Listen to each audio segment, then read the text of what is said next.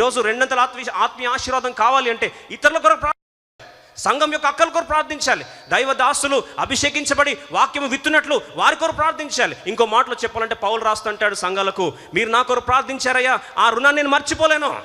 ఈరోజు సేవకుల పరిచర్య చల్లారబడుతున్న కారణం ఏం తెలుసా? దాని వెనుకల ప్రార్థన పరిచర్య చల్లారింది. ఈరోజు as long as there is fire of prayer behind the ministry also will be ferocious. పరిచర్య దూసుకొని పోవాలి అంటే, అనేకులు రక్షించబడాలి అంటే, గొప్ప కార్యము జరగాలి అంటే కారణం ఏం తెలుసా అండి? పరిచర్య చేసే వ్యక్తిలో లేదు, ఇంకో మాటలో చెప్పాలంటే బోధకుల్లో కూడా లేదు. కానీ ఆ వ్యక్తి కొరకు ప్రార్థించే వారిలో ఆ శక్తి ఉంది. నిజంగా ఇప్పుడు ప్రార్థన చేశారండి, అయ్యా సేవకుని కొరకు ప్రార్థిస్తానయ్యా, వస్తాము. వాక్యం ఈరోజు అంత మంచిగా అనిపడలేదండి, బాగుండే లాస్ట్ బిఫోర్ వీక్ బాగుండే, కానీ ఈరోజు అంత పంచ్ లేదు. కామెంట్ ఇవ్వడానికి అయితే సిద్ధంగా ఉంటాం, కానీ అయ్యా పంచ్తో రావాలని చెప్పి ప్రార్థన చేసావా? దయచేసి ఏమనుకోవద్దు. నేను ఇంకో బ్రదర్ని కంప్లైంట్ ఇస్తున్నాను, అన్న ఆ సేవకుల్లో పంచ్ పోయింది అన్నాను. నేను అన్న ఏం పంచ్ అని అంటే నాకు అర్థం కాలేదు. పంచ్ అన్న ఒకప్పుడు చెప్తే ఇట్లా పంచ్ గుద్దినట్టు ఉండేది అన్నాను. మరి ఇప్పుడు ఏమైంది అంటే మెత్తగా ఉంది అని. నేను అన్న మరి ఒకప్పుడు నువ్వు ప్రార్థన చేసావంటే బాగా చేస్తున్నాను, ఇప్పుడు చేస్తున్నావంటే మర్చిపోయినా అన్న ప్రార్థన చేయడం.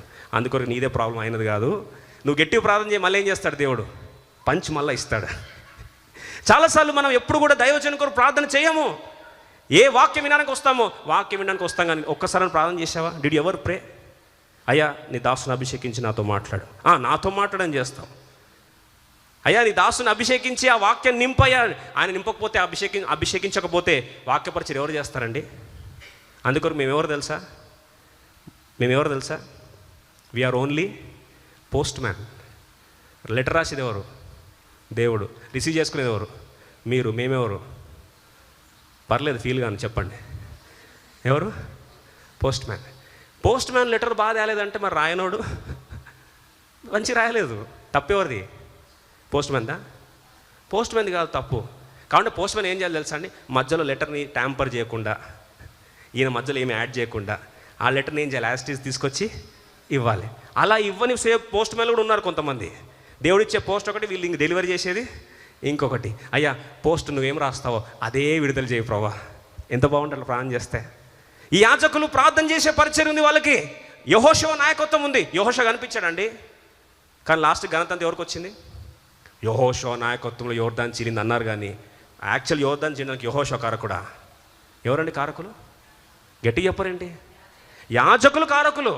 ఇంకో మాటలో చెప్పాలంటే యెహోషువను ఎంటర్ చేసి, ఎంత గొప్ప నాయకుడు అయ్యా, యోర్దాను చీల్చేసావు మొత్తం అంటే, నేను కాదు చీల్చింది, ప్రార్థన పరిచయం చేసే వాళ్ళు ఉన్నారే వాళ్ళయ్యా చీల్చింది అంటే, వాళ్ళు చీల్చారా? ఇక్కడ బయట రాళ్ళు ఉన్నాయంటే, ఈ రాళ్ళు కాదు, లోపల ఉంటాయి. ఎక్కడ?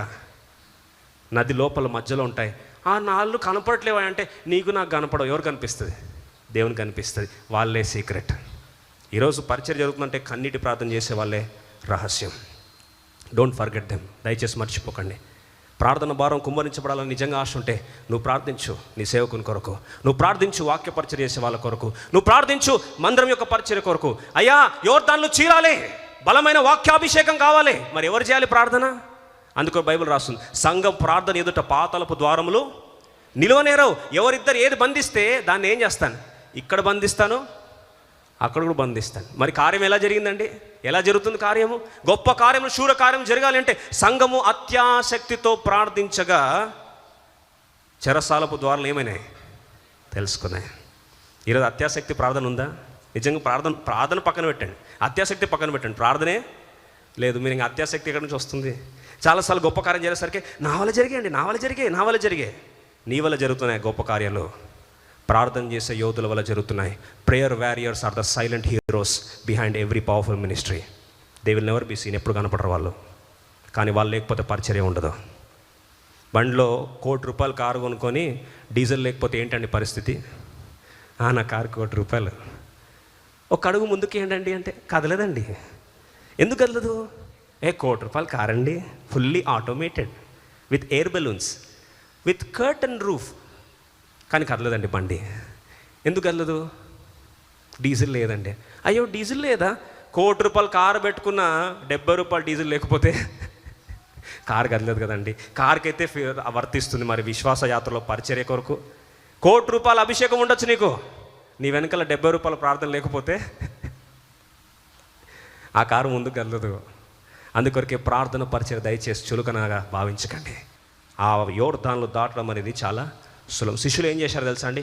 In the name of Jesus get lost అని చెప్పి దయ్యం పట్టిన వాడిని వెలగొట్టడం ట్రై చేశారు. చాంద్రరోగం పట్టిన వారిని అందరూ ఒక్కళ్ళు ట్రై చేశారు. ఇస్కరియోతు, యూదా, పేతురు అందరూ ట్రై చేశారు.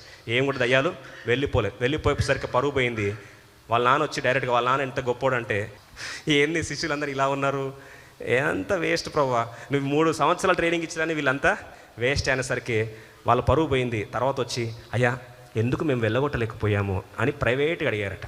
అంత తలుపులు వేసరికి ప్రభు అన్నాడు, మీకు ప్రార్థన జీవితమే లేదయ్యా, దయ్యాలు ఎందుకు వింటాయి మీ మాట అంటే, ప్రభు యేసుప్రభు పేరు వాడాం కదా అంటే, యేసుప్రభు పేరు స్కీవా కూడా వాడుతున్నాడు, దొంగ బోధకుడు కూడా, ప్రతి ఒక్కరు వాడతారు. కానీ ప్రార్థన శక్తి లేనప్పుడు మీకు ఆ శక్తి రాదు. ఈరోజు ప్రియ సోదరి సోదరుడా, ప్రార్థన పరిచయం చులకనగా భావించినట్లయితే విశ్వాస యాత్ర, అందుకొరకే ఆయన చేసిన ప్రార్థన, ఏలియా దేవుడు ఎక్కడున్నాడో ఆ ప్రార్థన చేశాడు. దుప్పటి తీసి కొట్టాడు, యోర్దాను 2గా చీలింది, అడుగులేస్తూ ముందుకి వచ్చాడు. ఈరోజు ప్రార్థన జీవితం చల్లరిపోయిందా?